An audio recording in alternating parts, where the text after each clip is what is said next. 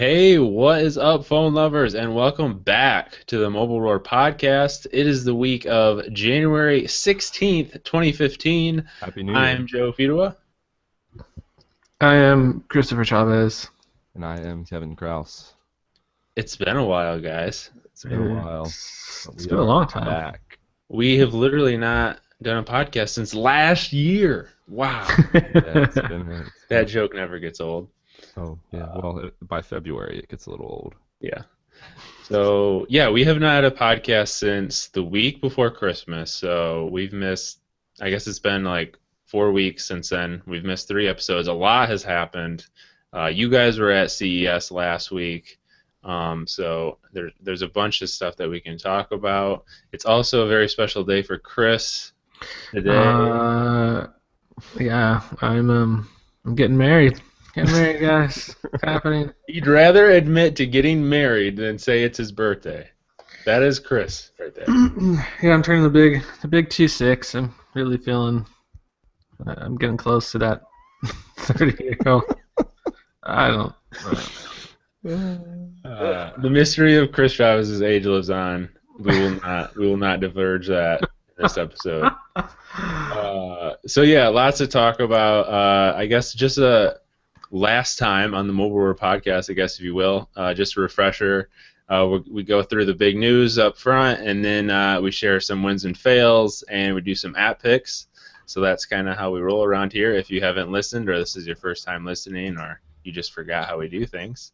But I guess we'll just start with CES, because that happened last week, and you guys were there. So there's quite a bit to talk about, even though it was kind of a slower show. Yeah, I mean, it was a slower show for like Android-related stuff, but I felt like there was still a lot of really cool stuff to see. Just random, weird technology stuff. I love CES. I mean, I've been going for the past 4 years now, 5 years. I think it's been like 5 years consecutively. But it never really disappoints too much. I mean, on the Android side, yeah, there wasn't too much to see. But as far as new stuff, but stuff that we only saw like in Europe or saw in Japan and stuff, we got to see there at the show floor, and it was really cool, like the Yoda phone 2. I think I have that lying around somewhere. Yeah, that is definitely probably one of the coolest things, I think, because the Yoda phone wasn't even new, but we actually have one now, which is awesome. Yeah, well, temporarily. Right. I mean, for review purposes, yeah. Yeah. So, I mean, it's cool. It's supposed to be coming to the U.S. At first I was really excited about it, but, I mean, I guess my initial impressions are that I'm not that excited about it anymore. I mean, how much have you actually been using it? You should have seen Chris's demeanor change. Like, he got the phone, he was so excited, and then he got it all set up, put his SIM card in it, getting ready to use it, and like just throughout the day, you could just see him getting more depressed and disappointed about it. What's happening to this thing? Yeah. I mean, mainly it's just my issue. Only main issue is that. Oh, okay. There's 2 big issues. That the back screen thing is really, really hard to figure out and get it to behave the way you think it would or you would want it to. It's like it's not very intuitive, and it's very odd and strange, and I just think they need to figure that out a lot better. And then the screen is not very responsive to the touch, to the point where I can literally just like quickly tap it and it won't register a tap. You mean the regular touchscreen? Yeah, the regular touchscreen. So if I'm typing on the keyboard and doing stuff, it's like always missing. I mean, I was trying to use it for an entire day at CES, and I couldn't even do it. I had to take my SIM card out and start over because so frustrating. But yeah, so I mean, it's cool. I mean, do you think that is something that they could have fixed by the time they launch it in the U.S.? Honestly, I think that weird screen sensitivity thing can totally be fixed, probably with like software. The other stuff, I just don't think they've kind of. They're a smaller company, so I mean, I just don't think they figured out how to quite use that little e-ink display on the back. I think it's still needs some work. But I think with like the e-ink though, like we saw the first Yoda phone, which was strictly just displaying stuff, right? It wasn't really a touch screen, and that was cool. We thought that was cool, and so this one is a touch screen e-ink display. Which is obviously an evolution of the technology, but it's still, I don't think it's like market ready for this purpose. Like I think we still need another generation or 2 of this touch e-ink sort of display. Yeah. it's got like a weird, like, when you tap on it, it has to do the e-ink refresh, so it does like this, with this Right. weird like refresh, so it takes a few seconds to load whatever you're trying to load on the display. And also, I think Chris had mentioned at the show the issue with the e-ink display, since it's always on and it is a touchscreen. Like, there are instances where, like, just trying to fish it out of your pocket, you might unlock that e-ink display and start tapping on stuff or pocket dialing people. So there are definitely some kinks that need to be worked out with the way it's presented. But it's a cool concept. I still think it's really a really cool. Yeah, they just have to figure it out, polish it a little bit. But yeah, I mean, I did but pocket dialed my sister's boyfriend, which was really weird. He's like, "Hey, did you call?" And I'm like, "Oh shoot, no." You got this weird phone. I got this phone. It's got ink. You wouldn't know about it though. Well, I guess a little bit disappointment there then, but it was still cool to actually just like get our hands on it. And, cool. And I'm totally behind the company. We had a chance to speak with the CEO and some of the guy that kind of runs their U.S. operations also, and they're all very excited about it and very excited about. He gave a great hands-on. So they definitely are behind it, and it's the kind of innovation that it's nice to see. That kind of, it's like a functional innovation, not just innovation for the sake of saying my phone has a curved display or something like that.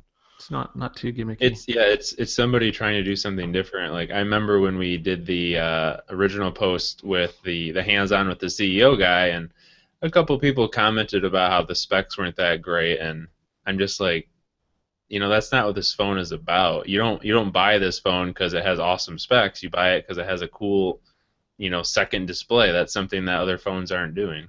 Right, and you got to think about the market that it was initially designed for. I mean, this is a Russian company, and it's coming out in Russia, and I'm sure there are people in Russia that are very much into the specs and stuff, but I mean, I think there is a certain focus on affordability and making this a product that can be available to the masses if it wants to compete. So I think they can't. And if we're going to talk about it can't be a Sega V squared. Yeah, I was just going to segue there. Gosh. The Sega V2, the mother of all phones. Oh, I want it. Back it up. Go home. Best phone ever. How can I buy this?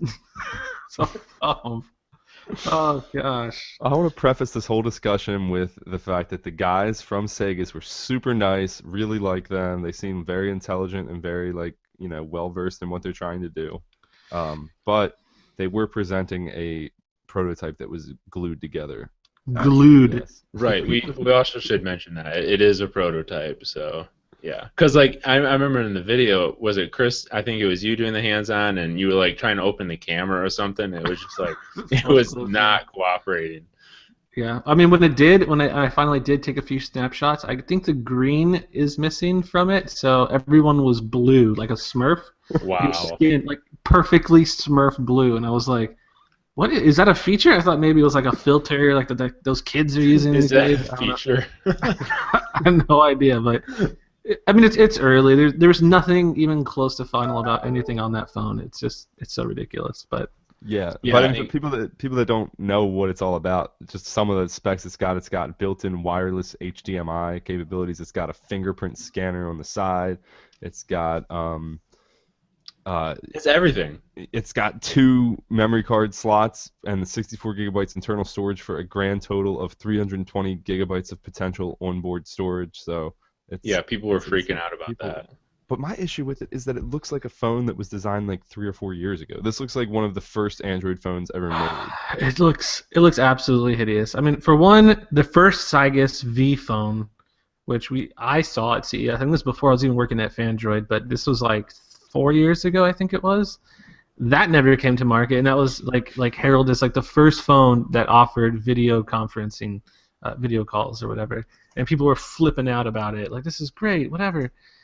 I mean, we never even saw that, and that thing was literally hacked together as well. So I mean, it's just we'll never see this phone. I'm just going to put that out there. We'll never see this phone in a Verizon store, in a carrier store. You might see it unlocked on Amazon or something like that. But I mean, you're in for a world of hurt if you think that you're going to buy this phone. You're going to have a completely stable OS. You're going to have no components that are just broken or just not working together. It's going to be a nightmare. I'm going to put it out there right now. We're going to get an update. Well, they claim it's coming out in March or something, right? He said within the next 6 months they I hope guess it to. just depends on how long it takes the glue to dry. Yeah, I mean it's the glue. And I mean how many units are they going to have available? And I mean it's just they're very optimistic, and it's cool that they got all this exposure and stuff just by cramming 4 SD card slots. How are you even going to manage that? That's what I want to know. How do you even? I mean, it's just whatever. It's whatever, and really weird. To me, the Sagas V2 or whatever it's like so many phones that we see at CES. Like I remember just looking back through at like CES 2014 and 2013 stuff that we have on Fandroid, and so many of these devices we write about at CES and then never ever again. Yeah, never see it again. And when you next time you do hear about it, these specs that you're flipping out about are going to be so outdated. No one's going to care. I mean, it's just going to be Well, I think it speaks to how underwhelming the offering of smartphones at CES was, that this was one of the ones that people were most excited about. Right. Yeah. Any other day of the week, if someone just sent out a press release right now, 90% of news outlets might just ignore it and not even cover it, Right. Yeah. I mean, and I feel a little bit like a dick, just like completely shiznitting all over this phone, but it was just really frustrating because I mean we saw it and we're just like, oh, that's kind of cool. Maybe we'll like take a few pictures, but I mean we go online and we see people are saying this is your next Android super like people just freaking praising it and saying this is like the best phone. If they could buy it now, they would, and it's just it completely blows my mind because it really just shows the mentality of just like where these Android fanboys are kind of going. It's all about specs, no treble. It's ridiculous. It's just so all about those specs. Yeah.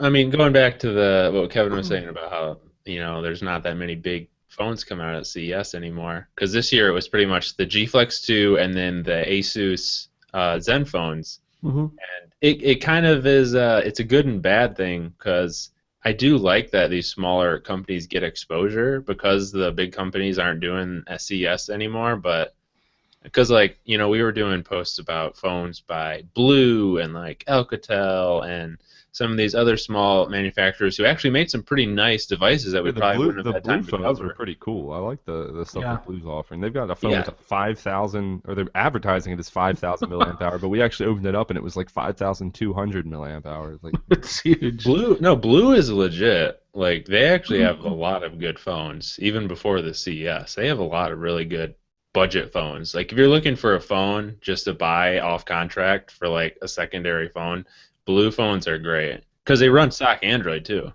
Yeah, some of them do. They had some that had like an interface on them, but it might have just been like a launcher or something. Yeah, some of them were kind of weird, like the pull down and stuff. But yeah, pretty much stock Android. I mean, some of those were $200, and they were running Lollipop. I mean, and like they're so pretty. Those Blue phones are just so pretty for the price. You just can't believe that phone is like a $200 phone or something. And that one was like an iPhone copycat, kind of that super thin one.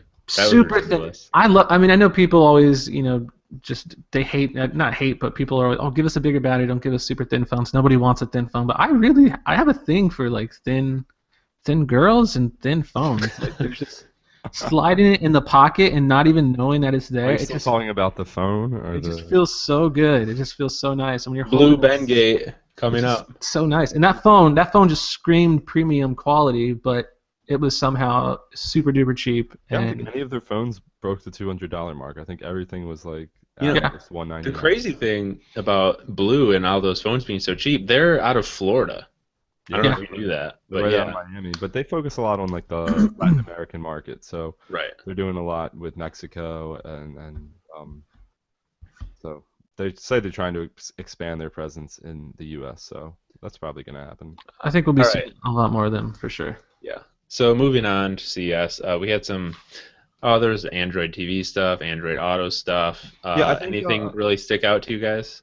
I think one point to make about that stuff is I think Android Auto and Android TV was actually a pretty big deal at the show, but it's not that exciting because the way Google has it set up is that everything pretty much runs the same thing. So it's like, we're really into smartphones, so we see a head unit for a car or we see a TV, and like we don't necessarily get wowed by the specs of a TV. I mean, Sony had a really nice Android TV that was super thin.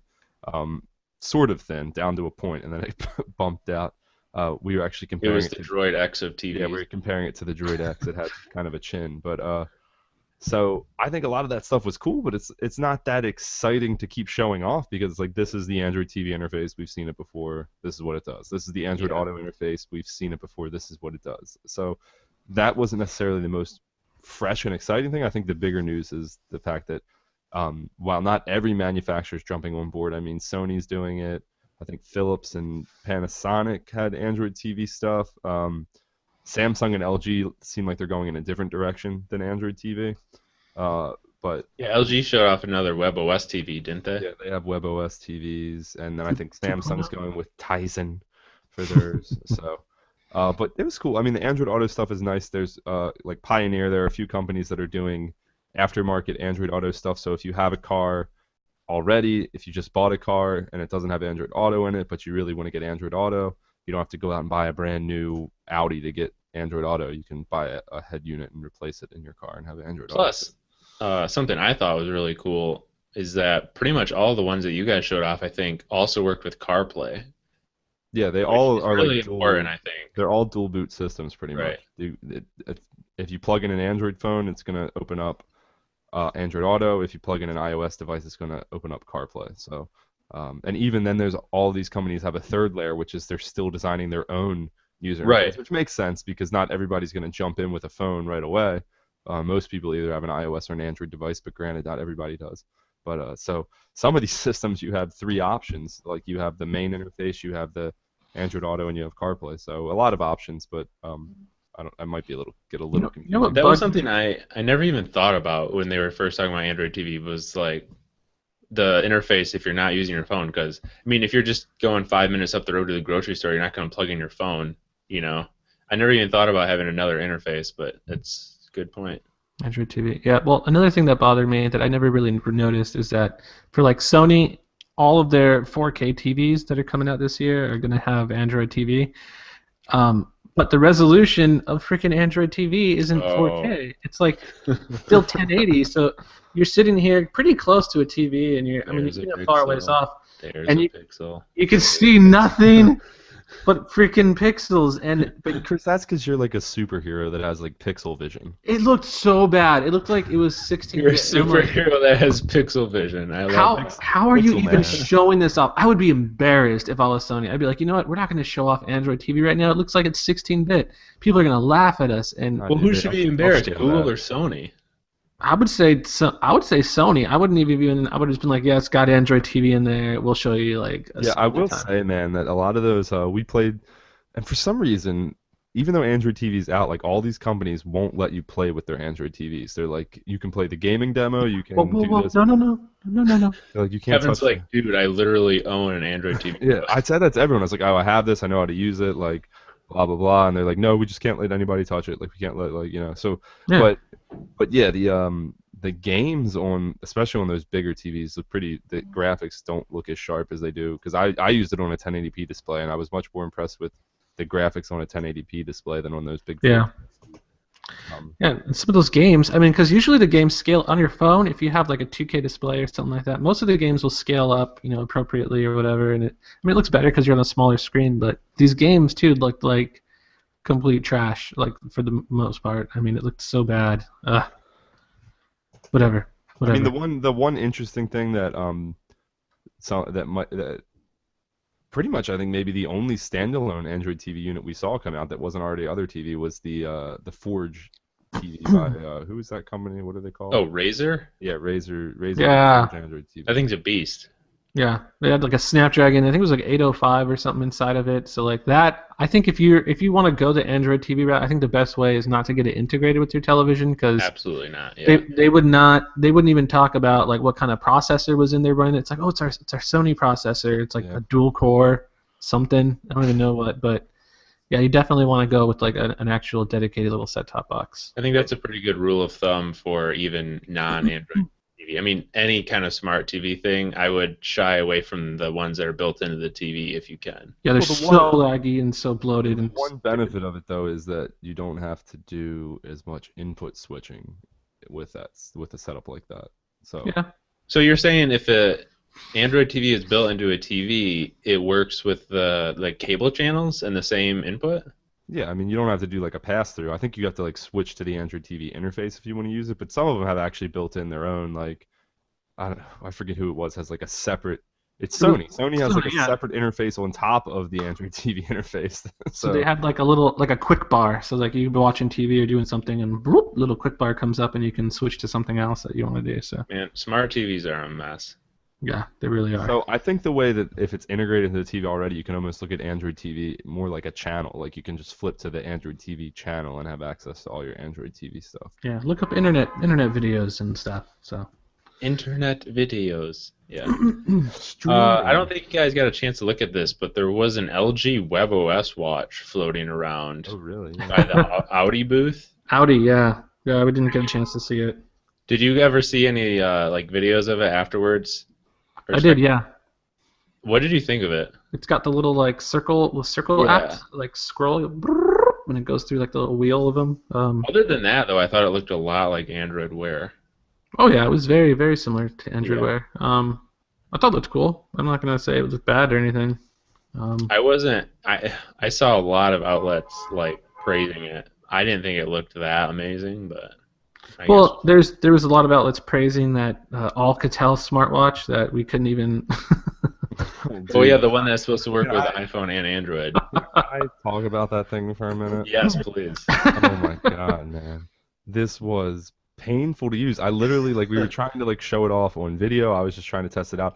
I had to keep there's no way to go back in the screen, and the touch screen is so unresponsive. So like you you open up like a menu option and you're stuck. Like I had to keep turning the watch off and back on to get back to the home screen. I think in the video you were like, I'm not gonna try to open any of this stuff. Well, because originally he did. We were going through it, and then he's like, "All right, now let's go back to the home screen," and he couldn't do it, and it was like, they did like 3 takes because he was just stuck. Like he was slamming it against the table. I mean, at least when we were checking it out, the Alcatel guys that were there like were very little help. They were like, yeah, I mean, it's just a watch we made. Like, there's something like some kind of processor in it. I don't know. Yeah, like, oh, It does have a processor in it. Yes. is this a proprietary OS? And he's like, I mean, someone from like China made it, some Chinese company. We're like, are you serious? Okay, all right. I mean, I don't know, man. It's someone from China made it. But it was Actually, like, I'm gonna ask you guys, instead of what's the best thing you saw at CES, what is the worst thing you saw at CES? man, I might put that Alcatel watch up there, man. Yeah. It looked nice. It looked nice, and it had a cool feature where it's got like a little USB thing in the wrist strap, which I'm simulating here with this USB thing I'm holding. But it did not work at all. So I mean, maybe that was a cool feature. I'll admit that's pretty cool. I would like to see somebody put that in their next smartwatch. That would make it just charging so much easier. Just plug it directly in your computer, or directly into whatever, and just charge it. So cool. And then there was the $1,200 Android-powered Walkman that was like running Froyo and looked like trash, but they Oh wanted my to spend gosh. $1,200 on it. Yeah, the world's Well, I mean, best audio. Yeah, in terms of audio, it has pretty insane capabilities, but yeah, the Android part of it. It's so tacky to like put all this money into a piece of high quality audio equipment and then basically make the interface an afterthought. Right. Display was horrible. I think it was like 720p. It was just. Yeah. All right, so I guess that will wrap up CES unless there's anything else you guys wanted to mention. No. The washing machines and fridges looked cool. Yeah. Actually, I did love. Was it LG? I went on. I like live tweeted the LG washing machine part. I was so into it. Wait, which one? fridge, LG? The fridge with the doors inside. Yeah, the double door and door. Door and I door. swear, like I thought of that idea when I was 10 years old, and I thought it would be amazing. Well, why And didn't you now, patent like it? people are doing it. Yeah, you could have had a job with LG. All right, so let's move on from CES. I guess you did write in here you wanted to talk about kind of how underwhelming it was, but we talked about that a little bit. You said it was less crowded than previous years. It seemed that way. It did, yeah. There was definitely something off about it. Like the press room. I mean, you've been there, Joe, and you know how like crowded you have to like basically camp out in a seat all day. Like this year you could walk in the press room at any time and there were seats. That might have had to do with how bad the internet was this year, but it was definitely seemed a little bit. The weird part is they said they released official numbers and they said over 170,000. It was the biggest CES yet in attendance. So it's more attendance and less press, maybe. Well, I think they also have it spread out a lot more. They have like 3 different locations this year. They had like the Mandalay Bay Convention Center. They had a convention center at the Venetian in Las Vegas, and they had the actual Las Vegas Convention Center. So that's true. It was cool. I mean, overall, it was a fun experience. We got to hang out with a lot of cool people. Got to see some cool stuff. We got on the Vegas High Roller with Huawei, which was cool. We got to see. Oh, is that the roller coaster? No, it's the biggest Ferris wheel in the world. Like, okay. London Eye, but bigger. So that was really cool. Oh man, those are scary. Got to see Third Eye Blind and Tone Loc. There was a lot of cool stuff. So it was fun. It was a good time. Yeah. All right. So let's move on from CES. So T-Mobile Data Stash was announced in the last couple of weeks, and that is like rollover for your data, which is cool. But the funniest thing about all this, I think, is like immediately AT&T did the exact same thing. Like I've never seen them do it so much, like a copy T-Mobile so quickly. It was amazing. I didn't know that. I mean, we must have. This was like a CES thing. It was during CES. I think it happened during CES. Yeah. Yeah, we completely tuned out the outside world, but that's crazy. I didn't know that. That's funny. Yeah, and it's for certain plans, which I am on, so I get it now. Oh. It's hilarious because AT&T, they tried to play it off like, because you remember back in like Singular days, they had rollover minutes. Yeah, well, they originated the rollover Right. minutes. And now it's funny, they're trying to play it off like they're bringing that back, but it's just, I mean, you can't do that immediately after T-Mobile and just pretend that you independently decided to bring that back. Yeah. I mean, it's so funny because a lot of these companies could do that. I'm sure there's other ideas they have that like T-Mobile simply just can't do, but I mean, they just don't. Like AT&T is like, they could have had rollover forever now, but they don't want to do it. They just want to keep greedy. Yeah. It is worse. It is way worse than what T-Mobile's doing though, because T-Mobile's data stash is it rolls over for 12 months. Mm-hmm. AT&T's only rolls over a month at a time. So, for example, I have a 2 gigabyte plan. Mm-hmm. If I use 1 gigabyte this month, next month I will have 3 gigabytes.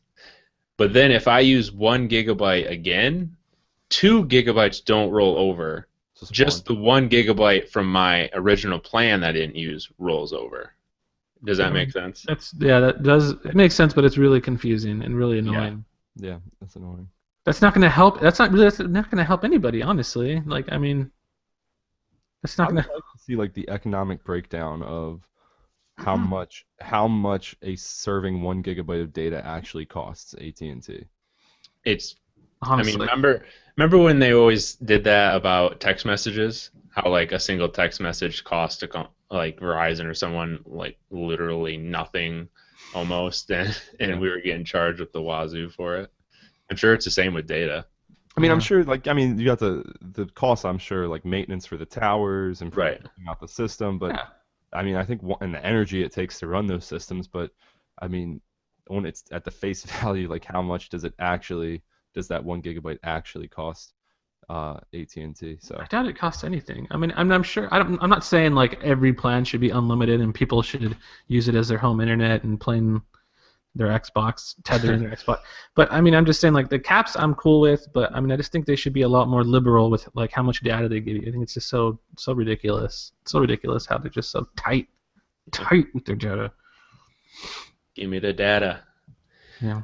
All right, so I guess this was kind of from earlier today. We're recording this on the 15th. Samsung in talks to buy BlackBerry. Was that today or yesterday? I think that popped up yesterday. Okay, yesterday. So I guess it would be obviously for security reasons, but I don't know. Is it even worth buying BlackBerry at this point? Like, pretty sure Samsung's getting along just fine without BlackBerry security stuff. I think they are. Samsung is kind of swimming. They have a pool of money right now, but I mean, they can't just keep doing the same thing they're doing. They have to, invest in new ventures and all that stuff. But BlackBerry, I mean, BlackBerry's still a household name in smartphones. You think BlackBerry, you think smartphones for a lot of older folks. So maybe that's kind of what they're trying to do. But I mean, BlackBerry did issue a statement like almost directly after saying they denied the whole thing. No, we're not in talks with Samsung. And I think Samsung did the same. I think it was just early this morning Samsung issued their own statement saying, well, you know how that goes. You deny until you confirm. Exactly. So ridiculous. But yeah, so it would be interesting. I mean, look at, I don't know if you guys remember the Samsung Galaxy M Pro. That was like their BlackBerry clone that Samsung made. Looked exactly like a BlackBerry in every way, but it was like running Android, and this was like... Everybody had a BlackBerry clone back in the day. Remember the Motorola one for Verizon? Oh, wait. My mom had that phone. It was like the Droid Pro or something. It was. Oh, yeah. Droid Pro. Or wasn't the Samsung one? What was the Samsung Droid Charge or something? Droid. That was not a BlackBerry one, but that was like that was a Verizon phone. Yeah, it was kind of like a weird shaped. Yeah, I thought it had a keyboard though, like a physical keyboard. No, the Droid Charge didn't have a keyboard. I can barely remember this stuff, but yeah, it's funny. I thought we moved away from all that stuff, but whatever. So, and then just keeping it in Samsung, the Galaxy S6, I guess, is gonna have a Nexus-like toned-down version of TouchWiz. Galaxy S6 rumors. Galaxy S6 rumors. I think that is complete and total BS. I think this is what I think is going to happen is that they're going to have themes and they're going to have a kind of like a stock Android theme that you can apply to your device. So I think the themes thing is a real thing. I saw some leak about it like a while back, and they showed like different themes for the Galaxy S6 and all that. Yeah, that would be a very Samsung thing. Yeah. Right? Have themes. Yeah. Skin it, make it look like stock Android. I mean, they already kind of did that with like the Google Play Edition devices. Even when they had it, they weren't running TouchWiz, but they were still using like the Samsung kernels and all that stuff. So like in most instances, it was just removed all the Samsung apps, and it was in a way it was still kind of TouchWiz. It just looked like stock Android. It was very weird, but. Well, we can hope that more manufacturers take sort of the Motorola approach, the more stock with just making your services as apps that come with the phone. I like that. I just really don't see Samsung going that route. I mean, I don't know. I don't see Samsung going that route either, but going back to CES a little bit, I noticed a lot of those smaller companies are going to the stock Android and not trying to do their own skins anymore, which I thought was very nice to see. Yeah, it's cool to see. At the same time, I think I still get, like, a lot of times people see that and they're just like, well, what makes this phone so special? It's just like stock Android. There's nothing cool about it. I mean, it really does make your phone seem less special unless you have some other kind of gimmick or hook about your phone, like, oh, we got a camera that flips around. Like, oh, okay. Yeah, a software skin is never like gonna be a feature though. I mean, no one's gonna. Maybe not the skin as much, but I would say like their own special camera app that includes features that say that, because I mean a lot of the Google applications and stuff, they're just completely bare bones. Whether it's like Google Keep, the camera, all that stuff is just very bare bones. So like for them to come out with their own camera software, their own cool gallery or something, I get all that. But I mean the Motorola approach is, I mean they do have a lot of their own software too. It's just apps. Yeah. So like I think that's cool. I just think it's cool because the performance is going to be a lot better on those devices if it's stock Android, because the specs are usually not that great. So you put stock Android on there and you'll get some better performance out of a mid-range. Yeah. Again, it just a lot of times it's very underwhelming when you look at another just stock Android phone, because so many people had them. Like we were walking around, we saw tons of these like weird companies who had these Android phones that just it's running stock Android. Like, there's no real point in even covering it because you just list off some specs. And it's running stock Android. That's it. See you later. I mean, it's just very, very boring. There's nothing special about them. I think. Well, then let's see some cool hardware design. Blue does it. Yeah, well, we've reached a point where I think the main way people could compete is by offering something really good for a solid price. So if you can, that's kind of where we are now. And I think that's one way people are kind of able to save costs and offer cheaper devices is by just putting stock Android on it, because you don't have to pay a team of developers to build your custom version of Android. You just get a couple developers that can prepare Android for your device, and then I think it's a much cheaper path to launch. So Yeah. And people want the updates faster. You don't have to pay people to support the updates. You just pretty much Google's ready with the update, do a little tweaking, and it's ready. So I like the stock Androids becoming more prevalent.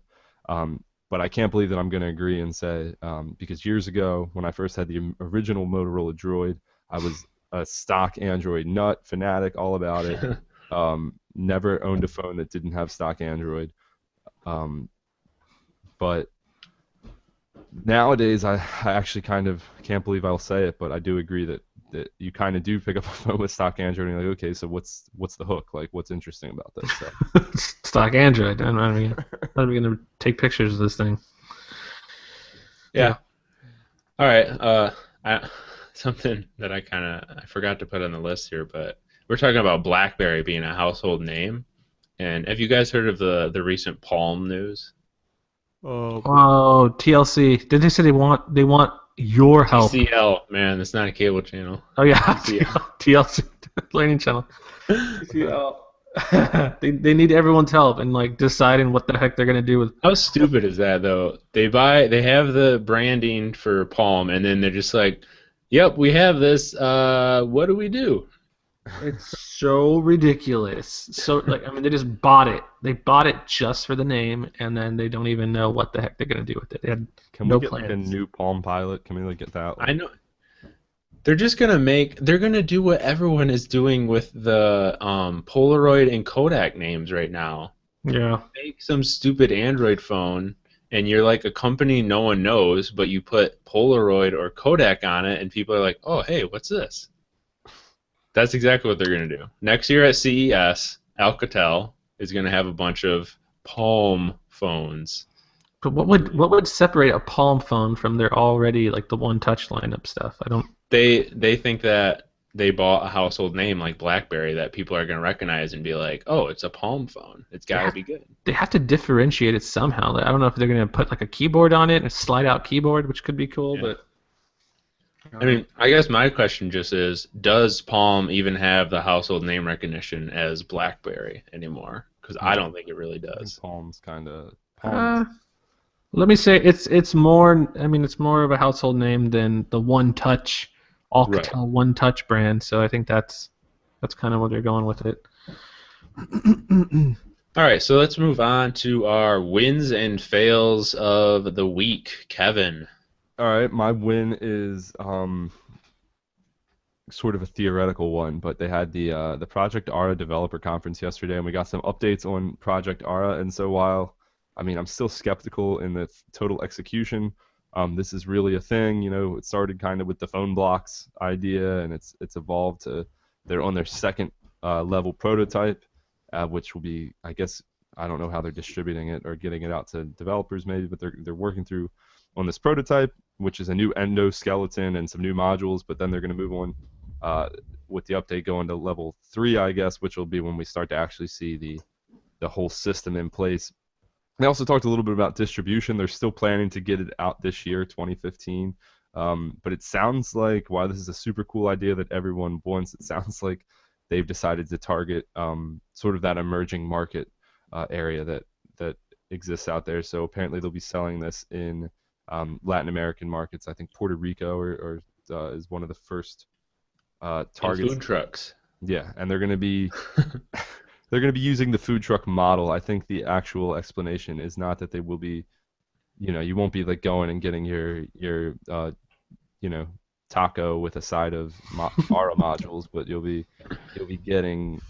This will be a distribution system that'll kind of be a mobile kiosk that'll drive around and sell these using that model, which is a cool idea, and kind of, I guess, speaks to what they might plan on how these are priced. If they're priced at the point where you're just able to run out and just buy a new one on a whim, if they're cheap enough per module and upgrade your phone.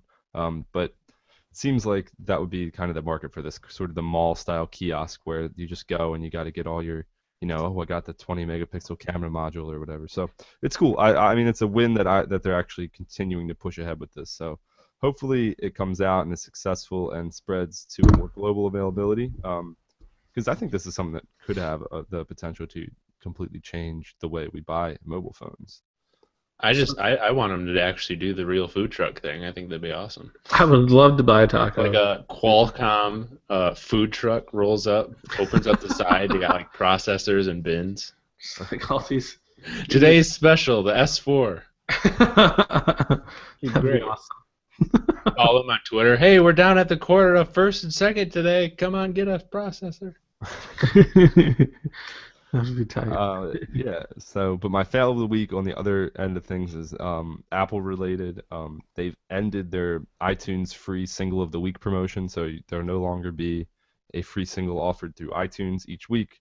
Not any clear reasoning behind it. They just sort of stopped doing it.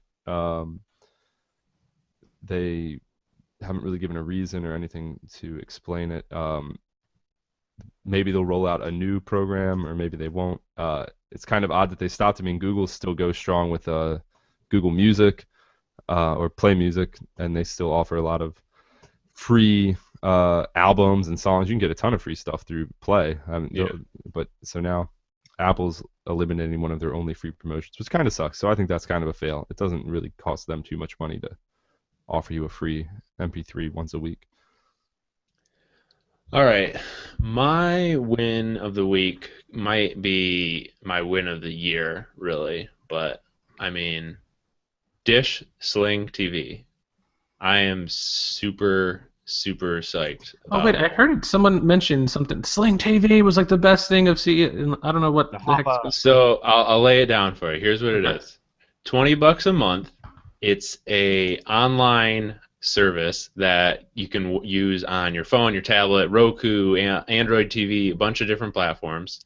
It's like an app, and for $20 a month, you get TNT, TBS, CNN, Food Network, HGTV, Cartoon Network, Adult Swim, Disney Channel, ESPN, and ESPN2, and a couple other channels. And you can watch them anywhere on any platform, basically. $20 a month. Do you have to have like a main Dish Home subscription? No, you do not need any cable subscription at all. I mean, Dish is kind of like behind this, but you do not need a cable subscription at all. You just this is your subscription. You buy this. It's $20 a month. There's not a contract. You can like start and stop at any time you want. Really, the only negative thing I've seen about it, because the guy who's in charge of this did an AMA on the Cord Cutters subreddit the other day. One of the only negative things is that you can only stream on one device at a time. So, like, if I'm watching it in my living room on the Roku, my wife can't, like, watch it on her tablet, in the bedroom, something like that. So that's, like, one of the only downsides I've seen. But in addition to the $20 main package, there's going to be, like, these $5 add-on package that you can get. And there's going to be, like, a sports package add-on, like a kids channels add-on. So if you want to add on more channels, you can for pretty cheap. I just think this is awesome, especially for the ESPN stuff, for me at least, because if you want to get sports channels on cable, you usually have to get one of the more expensive packages, which really sucks. Yeah, that's true. Yeah, I mean, ESPN and ESPN2 in the $20 is awesome. And then he alluded to there'll be more ESPN channels in the add-on package, so I am super psyched for this. So you just need the Sling TV like little unit that I guess they're going to be selling? No. You don't need any. There's no hardware. It's literally like an app. Huh? It's just an app. Like you $20 a month, and you can sign into this Sling TV service on like your phone or whatever, and then you get all these channels. How do I get it on my TV? That's what I want to know. Okay, you need like a Roku. Oh, okay. Like, something like that, I have a Roku. Okay. It's an online service. It's an online TV service. They might make an Android TV app. They showed it off on an Android TV at CES. Oh, man. I told my dad about that because he's been wanting to get a Sling thing to.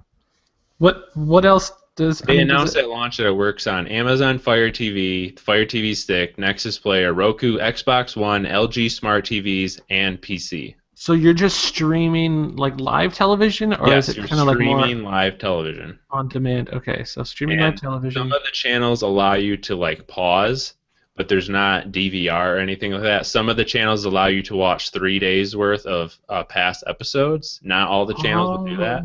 But it is freaking cool. I'm excited. I've signed up for it already. Not sure when it's going to be released, but I'm psyched. If you can't tell, I'm Yeah, psyched. that's something I gotta look into. Yeah, for sure. The idea that there's no obligation is good because that's the kind of thing that would be good during football season for tailgating and stuff like that. So yeah. Oh my god, I never even thought about tailgating. That's a great thing. Yeah. Yeah, I'm excited. My fail of the week is going to be Tony Fadell is taking over the glass division. And while I understand that this is probably great for the glass division, I'm more of a fan of the Nest stuff. So I'm kind of bummed that he's not going to be in charge of that anymore. Because I'm a lot more into the home automation type stuff than like wearing gadgets on your face stuff. So Google goggles. Yeah. So I'm sure he's going to do great work for Google Glass, but I'm just kind of bummed to see him. I mean, are they moving? They're not necessarily. I thought they weren't moving him. I thought they were moving Glass under his like. I don't really know.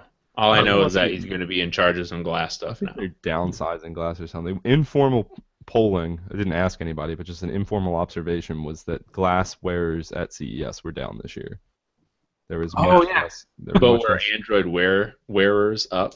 Yeah, a lot of people had Android Wear. Oh yeah, everyone had an Android Wear watch. That's very much correlation between that. Yeah. But nobody was wearing. There was like maybe 2 guys, like uber Android fans, that were like wearing Google Glass. But yeah, there wasn't. I mean, here's a hot take: Google Glass isn't cool anymore.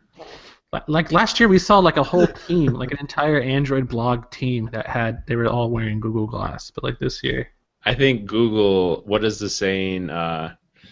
Cook while the kettle's hot or whatever. Yeah. I think they've kind of waited a little bit too long. It was a really cool thing at the time. Remember, like every outlet was writing about it. Wall Street Journal, CNN, like, and now it's like, yep, Google Glass. Yeah, I mean, it was just so confusing. Oh, I don't want that's a piece of junk, and like the pricing, but that was just the pricing for the Explorer. It's just it was kind of a mess the way. Price, battery life, limited. The way it was all handled.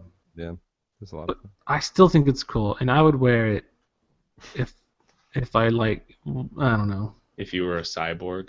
If they could make it smaller and it didn't touch my face. I don't like it touching my face. I don't like anything touching my face. So you want like a drone that hovers in front of your face? Like a selfie bot. A little selfie bot just follows me around, takes selfies. Hey, how many selfie sticks did you see at CES? Oh, a lot. So many. I know. What is up with that? It's a thing. Like everyone laughs about it, but it's a legit thing. Dude, we saw a guy with like a 30-foot tall selfie stick. No, I kid you not. He kind of made his own. It was like sky, like at least 30 feet tall. I'm gonna take a selfie of the entire trade floor. He was just going around like just recording and taking pictures, and he was using his Android Wear watch to like look through the viewfinder, and he was like snapping pictures and recording video. This guy was like, he was into it. Next level. That was like some next level stuff. Next story. Chris, what is your win and fail of the week? My win is going to be just the Lumix CM1, our Panasonic Lumix CM1. This is that Android smartphone camera thing. For those that don't know about it, it's a pretty darn cool camera. I got to play with it at CES, and I was so excited because up until now it's only been in Japan, and then they finally launched it, I think, fairly recently in Europe. Kind of pricey. I think it's like $1,000 or something like that. But it takes the best point-and-shoot camera sensor on the market and combines it with a very adequately spec'd Android device. So it's not like this Galaxy camera crap where you get the crappiest smartphone and take just a stupid zoom lens and combine it into some thick, ugly phone. Yeah, I was gonna say it looks so much better than the Galaxy camera. The build quality was great. The freaking screen was gorgeous and vibrant, and 1080p, 2 gigabytes of RAM, Snapdragon 801 processor, which I guess by today's standards is dated. But it was awesome. It was awesome, and it's got this super big 1-inch camera sensor. So it's better than anyone else's point and shoot, and it's going to be better than anyone else's phone. Period, as far as quality is concerned, in low light shots and all that stuff. So. Super awesome. The software was like stock Android except for the Lumix camera app and the Lumix gallery Other than that, it was just completely stock Android. It's so radical, so radical. And they said they're gonna. You said the Lumix camera app was really snappy too, didn't you? Yeah, I mean, you click it and you open it, and they have some power settings to where it'll like launch faster if you keep it chilling in the RAM. Even if it doesn't just sit in the RAM, it can it still opens up really quick. You just click it and start snapping pictures, and it was just so satisfying, so cool. And I mean, the Verge wrote this piece the other day about how if you want to beat the iPhone, you got to beat its camera. And I mean, this phone definitely does, but I mean, it's a little bit thicker than the iPhone. Yeah, but, it's pretty beefy. There's always those trade-offs, I guess. Very cool phone. And they said it's coming to the U.S. They're in talks with some carriers right now, but of course, there's always all that red tape that comes with that. So hopefully they do, because I don't think have we ever seen a Panasonic phone in the U.S.? Can't say that we have. Yeah, not that I remember. Yeah. Maybe, but yeah, I don't know. It seems something that. I think it might be their first one. Maybe there's like a feature phone or something back in the day, but yeah. So very cool. It will need carrier subsidy because it's like $1,000 off contract, which I mean it should be $1,000 because it's awesome. Yeah. But people just aren't going to buy a phone for that much. I don't. Nobody. I mean that's the whole reason the Google Play Edition program died, was because no one wants to pay $700 for a phone no matter what. But yeah, so that was my win for the week, and kind of like CES, definitely the coolest thing I saw there. Also very cool was the LG G Flex 2, which is going to be my fail. Not because the phone itself is really that horrible, but more or less the software. We didn't really capture it on camera. I think we did 2 takes, or we kind of played around with it a little bit afterwards, but I noticed there was a Samsung amount of lag, like TouchWiz amount of lag on this thing. I mean, you would press an application and you can literally count like 1 1,000, 2 1,000, and then the app would open up. And it was just, it baffled my mind, because the whole thing that everyone was freaking out about this phone was that it comes with a 1080p display, but it has a Snapdragon 810 processor, 64-bit quad, not even quad, what is it, octa-core, just balls to the wall, is supposed to be the fastest processor on the market. But the phone, which, I mean, I get that it probably has early software, it's definitely not anywhere near optimized or anything like that, but just the demo that we saw, it was definitely nowhere near, it wasn't fast. Like, there was nothing about it that was fast, and it was just super disappointing, and I didn't get to mention that in my video, so I guess I'd mention it now, but that's going to be my fail. All right, so let's do some app picks. App picks. I am going with, this week, the updated Google Translate app, which, I mean, obviously not a brand new app, but it's the cool feature that it got, I think, across the board was the ability to now you can just point your camera, it'll translate. If, say, you're in Spain, Chris will be in Spain soon for Mobile World Congress, he'll be able to point his phone at a street sign, and it not only will give you a translation, but it actually uses some neat augmented reality type stuff to paste in the translation directly on the sign, so it kind of transforms the sign to physically into your native language, so you can read it, and it's snappy and it works pretty well. I haven't had a chance to really use it, but I've read some quick reviews of it, and it looks like it's still got some bugs to it, but for the most part, it'll give you the general idea of what a sign or a menu might be saying. The other feature that I think has been in the Android app for a little bit, but just came to the iOS app, is the ability to directly translate spoken conversations, and so you can speak into the phone, it'll speak the translation back out to whoever you're talking to, and they can do the same thing. So very cool. This is like a very sort of amazing thing that the technology is kind of breaking down the language barrier. Obviously, it's not that perfect. It still has issues probably with detecting what you're actually saying, and when we've all used Google Translate to try to cheat on our Spanish homework, and seeing the results aren't that perfect. So it's definitely got some kinks to it, but it's very cool that we're getting to this point where, thanks to smartphones and technology like that, language is less of a barrier. That's something that maybe would be cool to have on Google Glass, right? Like a translate. That would be. Am I crazy, or did Google Translate used to have this feature a long time ago? The scanning text. I swear I know Windows Phone Bing Vision had it. I think it had a similar functionality, but it didn't execute it the same way. It didn't do it like in real time on the sign, like so. Okay. So it's new. I mean, it's definitely new for the iOS app. I know some of these features have been on the Android app for a while, but the iOS app's just getting them. So it's a pretty major update for iOS. Cool. My app pick is also not a new app, but it is new for Android, and it's a game called Crossy Road. I think it's been out for iOS since November, and then it was available in the Amazon App Store shortly after that, but now it's in Google Play. And it's a super addictive game. It's pretty much just like Frogger, really, but new and updated and cute 8-bit graphics and stuff like that. It's really addictive, really fun. Yeah, it reminds me of that. Frogger meets Flappy Bird, kind of. Is it so? It's annoying. Like you just die constantly, and you try to like get past like a score of 3 or something weird. No. It's not anywhere near as hard as Flappy Bird. Oh, okay. It has like the same style of graphics as Flappy Bird. But yeah, it's really fun. If you like Frogger, you would like it. And they have a bunch of different characters that you can use, so it's pretty fun. All right, Chris, did you come up with an app pick? I know you were struggling to find one. Yeah, I'm gonna go with it's an app that's been out for a while, but I guess it doesn't matter just in case people haven't heard of it. But I'm gonna go with Voxer. It came out. I think I've been using this since the G1, since a long time ago. But it's the whole like walkie-talkie. You're recommending an app that has been out since G1. No, well, they've had several updates. So one, you can now choose your own name, your own screen name or whatever. So before you couldn't do that. So now you can, and you can search for people through that. And there was some other really cool stuff that they added as well. But if you haven't checked out the app in a long time, I would suggest doing it just because I got my mom on there now, my grandma.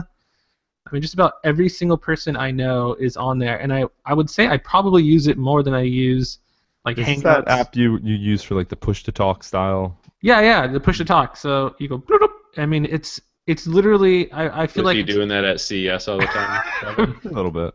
I feel like it's improved my relationships with just about everybody because normally when a text message comes through and it's like, oh, happy birthday, mijo, and you're just like, I don't want to have to like type right now, or I'm kind of doing like, it's just so frustrating and annoying, but like being able to send a voice message just like, oh, hey, thanks. Wait, love is you, it your grandma? And it's just... It's instant. The quality is super freaking awesome. You can also chat just regular if you want to, but anyone that hasn't used it, I would just say use it. Get your mom on there because before this, my mom would call or my dad, and I would see it and be like, oh my gosh, what are they going to go on about? I hate to say it, but I would just like just ignore the call and wait for them to send me like either a voicemail or text message me or something like that. But now it's just like everyone's on there. My mom's sending me messages. We're talking back and forth at our convenience, and it really is. It's probably the most used application on all my phones right now, and it's cross-platform, iPhone, Android, whatever.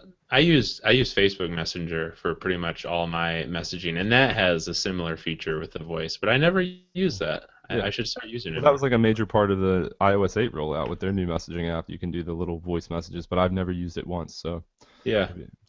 Yeah, it's awesome. So, Android, iOS compatible. It searches for your contacts through Facebook and all that stuff too. So, super duper awesome. Throwback to the G1 days. You mean it runs Android? Hey guys, I would recommend this app called Barcode Scanner. Shop Savvy. I was looking up today for a post I'm working on. I was trying to figure out what was the first Android app, like third-party Android app, and Barcode Scanner is one of the very first ones. Oh, yeah, I cannot find the exact first one, but Barcode Scanner is one of the very first. That's crazy. Yeah. I wonder what would be the first one. I know. Oh. All right, so I think that's going to wrap things up. We will be back next week. We're going to get back in the swing of things now that the holidays and CES are over, so you can look forward to that. You can subscribe to the audio version of the podcast on iTunes, Stitcher Radio, and pretty much anywhere else. I should also mention that you can send us an email with our address, podcast@mobileroar.com. And you can follow us on Twitter. Chris is at GamerCore, Kevin is at You Don't Know Kev, and I am at Tall Schmo. And we will see you guys next week. Later.